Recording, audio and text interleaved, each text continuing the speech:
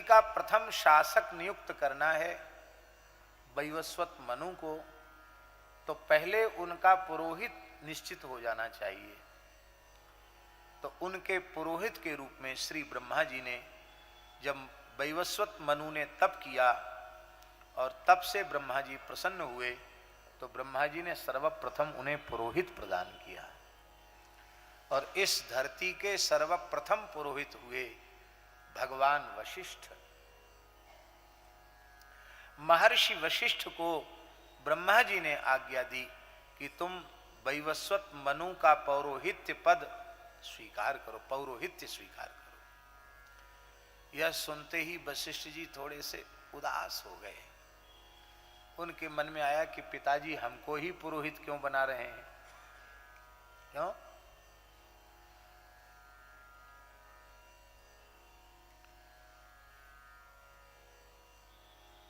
भागवत जी में ही लिखा है, छठे स्कंद में, विगर्हितम धर्मशीलैहि ब्रह्मवर्च उपव्ययम, पुरोहित पद के लिए लिखा है। धर्मशीलैहि विगर्हितम, प्रायः पौरोहित्य करने, देखो पौरोहित्य करने वालों की बुराई नहीं की जा रही है, यथार्थ कहा जा रहा है कि प्रायः पौरोहित्य करने वाले लोग धीरे धीरे धन की प्राप्ति होने पर प्रमाद युक्त हो जाते हैं, और प्रमाद युक्त होने से स्वधर्म का त्याग कर देते हैं, और फिर अनेक प्रकार के दोष उनमें आ जाते हैं।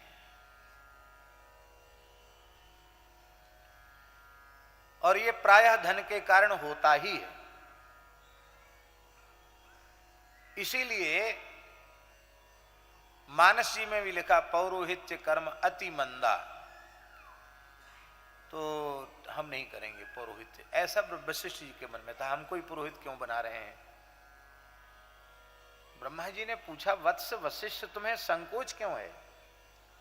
बोले संकोच इसलिए है कि मैं आपका मानस पुत्र हूं, आपके प्राणों से मेरा जन्म हुआ है। प्राणाद वशिष्ठ संयज्ञे, प्राण से वशिष्ठ उत्पन्न हुए हैं। प्राण से उत्पन्न होने के कारण देह में प्राण की ही मुख्यता है, इसलिए ब्रह्मा जी के पुत्रों में वशिष्ठ जी की मुख्यता है, क्योंकि प्राणाद वशिष्ठ संयज्ञे, प्राण से वशिष्ठ हैं। वो द्वितीय ब्रह्मा ही है एक प्रकार से सामर्थ्य में, भगवान वशिष्ठ।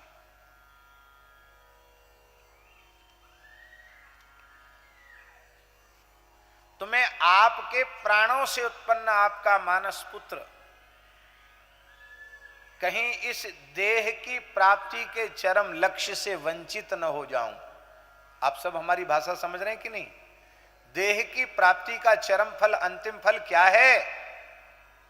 भगवत साक्षात्कार, जिसे दर्शन शास्त्र के विद्वानों ने अपरोक्षानुभूति कहा है। शास्त्रों के द्वारा जिस तत्व का बोध हमें होता है उसको परोक्ष कहते हैं, और जो अनुभव में हमारे आता है उसे प्रत्यक्ष कहा जाता है, परोक्ष, उसे अपरोक्ष कहा जाता है। अपरोक्षानुभूति, प्रत्यक्ष साक्षात्कार। तो कहीं जो भगवत तत्व का साक्षात्कार है उससे मैं वंचित न हो जाऊं, इसलिए पिताजी मैं तो तप ही करना चाहता हूं। ब्रह्मा जी ने कहा जो तपस्या करेंगे, योग ध्यान समाधि लगाएंगे, उनको थोड़ी देर के लिए साक्षात्कार होगा, और मेरी आज्ञा से तुम सूर्यवंश के पौरोहित्य को स्वीकार करोगे तो अजन्मा का जात कर्म संस्कार कराने का सौभाग्य तुम्हें प्राप्त होगा।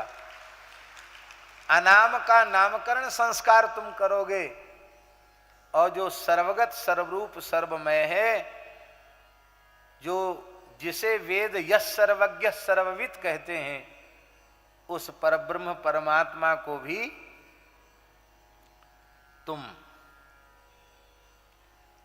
यज्ञोपवीत धारण कराओगे, कान में गायत्री का उपदेश करके गुरुपद प्राप्त करोगे, और इतना ही नहीं, पाटी पूजन करा के उनके नन्हे से कर कमल को पकड़ करके और खड़िया लेकर के अ इ उन ऋक ए ओंग इत्यादि सूत्रों को भी लिखाओगे, अक्षर उस अक्षरातीत तत्व को साक्षर बनाओगे।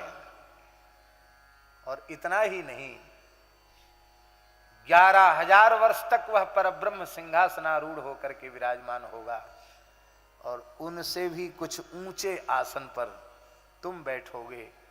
11,000 वर्षों तक निरंतर ब्रह्म को निहारने का, अपरोक्षानुभूति का आनंद तुम्हें प्राप्त होगा। इसलिए अब तुम चुनाव कर लो कि तपस्या से, योग ध्यान समाधि से साक्षात्कार करके संतुष्ट होना चाहते हो कि इस प्रकार की प्राप्ति भगवान की करना चाहते हो। ब्रह्मा जी तो निहाल हो गए, न विशिष्ट जी तो निहाल हो गए। बोले पिताजी आपने धीरे से कान में बता दिया, अच्छा हुआ, नहीं तो यह सौभाग्य किसी दूसरे को प्राप्त हो जाता। अब मैं अवश्य पौरोहित्य स्वीकार करूंगा। और वैवस्वत मनु के प्रथम पुरोहित श्री वशिष्ठ जी महाराज, इस धरती पर सबसे पहला नगर अयोध्या बसाया गया। फिर से सुन लो, इस पूरी पृथ्वी पर, सप्तद्वीप सप्त समुद्रवती पृथ्वी पर सबसे पहला नगर अयोध्या बसा।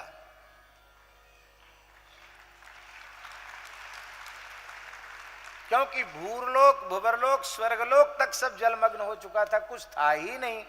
सबसे पहली सृष्टि और सबसे पहला नगर अयोध्या से आरंभ हुआ। इसलिए संसार के जितने मनुष्य हैं सबकी वास्तविक जन्मभूमि श्री अयोध्या है। वो किसी मत पंथ जाति के हों, सबके पुरखा अयोध्या में ही थे, अयोध्या में ही पैदा हुए। इसलिए सबकी जन्मभूमि अयोध्या है। अब जो स्वीकार करते हैं वे कृतज्ञ हैं और जो अस्वीकार करते हैं वे कृतघ्न हैं। तो हम कृतघ्न की श्रेणी में न जाएं, हम कृतज्ञता के भावों से भरे हुए। अयोध्या प्रत्येक मनुष्य की जन्मभूमि है। भगवान का तो सब भगवान का ही है, लेकिन अयोध्या जी के बारे में भगवान क्या कह रहे हैं? जन्मभूमि मम पूरी सुहावनी, जन्मभूमि मम पूरी सुहावनी, उत्तर दिशि बह सरजू पावनी, उत्तर दिशि बह सरजू पावनी, जाम जनते बिनहि प्रयासा, जाम जनते बिनहि प्रयासा, मम समीप नर पावई वासा, मम समीप नर पावई वासा, मम समीप नर पावई वासा।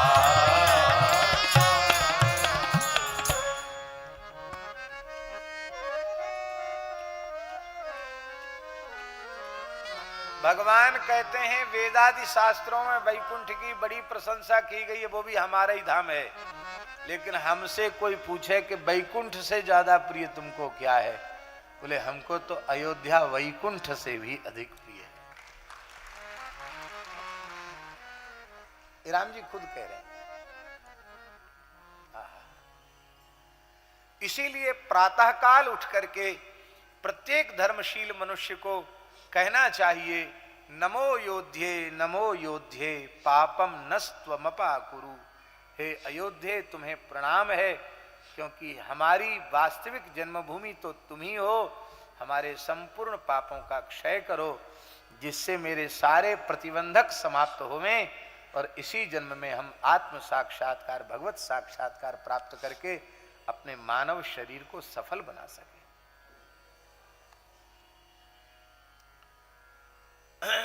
पुरोहित जी मिल गए। अब पुरोहित जी मिले तो पुरोहित जी ने तिलक कर दिया। आप सोचो, प्रजा है ही नहीं और राज तिलक हो गया। लोग कह रहे महाराज मंदिर पूरा बना नहीं, प्रतिष्ठा कैसे हो गई? यहां तो ऐसे ऐसे इतिहास हैं कि नगर बसा नहीं, गांव भी बसा नहीं, प्रजा सामने है नहीं और राजा बना दिया गया। बोलो, राजा बना दिया गया, राजा बन गए। बोले पुरोहित जी, राजा के पास तो नगर होता है, आप बताइए नगर की स्थापना कैसे हो? ब्रह्मा जी ने कहा, वत्स मनु राजर्षे, भगवान के नित्य साकेत धाम में, जो भगवान का नित्य विहार स्थल है, निज साकेत धाम है, उसी को अयोध्या कहते हैं। भगवान वैकुंठनाथ अयोध्यानाथ का महामणि मंडप अयोध्या है, इसलिए उस अयोध्या का अवतरण होना चाहिए, क्योंकि इसी वंश में प्रभु अवतार लेंगे, तो उनके अवतार के लिए उपयुक्त भूमि तो होनी चाहिए। इसलिए भगवान की उपासना करो जिससे अयोध्या अवतरित हो।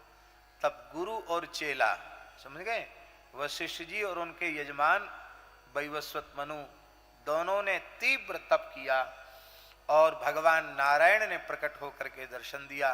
कहा, महाराज हम आपसे वर चाहते हैं कि आप अपने वैकुंठ के मध्य प्रतिष्ठित जो नित्य साकेत अयोध्या है, उसी को आप धरती पर अवतरित कीजिए। और भगवान ने कहा, एवमस्तु। तो वह नित्य साकेत धाम ही श्री धामाधिपति श्री अवध के रूप में प्रतिष्ठित हुआ। वह अयोध्या किसी सामान्य भूखंड पर अवतरित नहीं हो सकती थी, इसलिए भगवान को अपने सुदर्शन चक्र को उसके आधार के रूप में स्थापित करना पड़ा। इसलिए अयोध्या जी के संबंध में लिखा है, या चक्रोपरि राजते, ये सुदर्शन चक्र के ऊपर स्थित है अयोध्या। इसलिए कोई मनुष्य पहुंचे, वह हिंदू मुसलमान कोई पहुंचे, जिसका पैर अयोध्या पर पड़ा वो चक्रांकित हो जाता है, वो वैष्णव हो जाता है।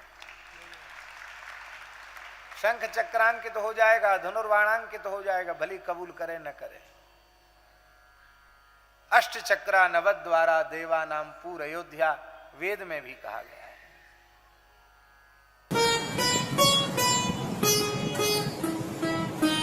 श्री सीताराम प्रतिदिन सत्संग एवं दर्शन के लिए श्री महाराज जी के ऑफिशियल चैनल को जरूर सब्सक्राइब करें।